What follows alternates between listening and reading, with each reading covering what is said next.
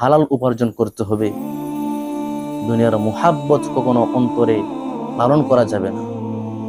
হাদিসের মধ্যে আসছে, হুব্বুদ দুনিয়া রাসু কুল্লি খতিয়া, ক্বালা নবী সাল্লাল্লাহু আলাইহি ওয়াসাল্লাম। হুজুর পাক সাল্লাল্লাহু আলাইহি ওয়াসাল্লাম ইরশাদ করেছেন, দুনিয়ার মুহাব্বত সমস্ত গুনাহের মূল।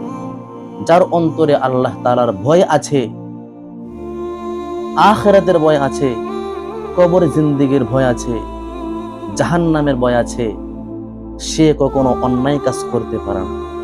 যার অন্তরে আল্লাহ রাব্বুল আলামিনের ভয় আছে, যার অন্তরে এক আল্লাহর ভয় আছে, সে কখনো গুনার মধ্যে লিপ্ত হতে পারে না, সে কখনো কাউকে অন্যায়ভাবে হত্যা করতে পারে না। যার অন্তরে এক আল্লাহর ভয় আছে, মুহাব্বত আছে, সে কখনো দুনিয়ার লোভে পড়তে পারে না, সে কখনো মানুষকে ঠকাতে পারে না, মানুষের সঙ্গে দুই নম্বরে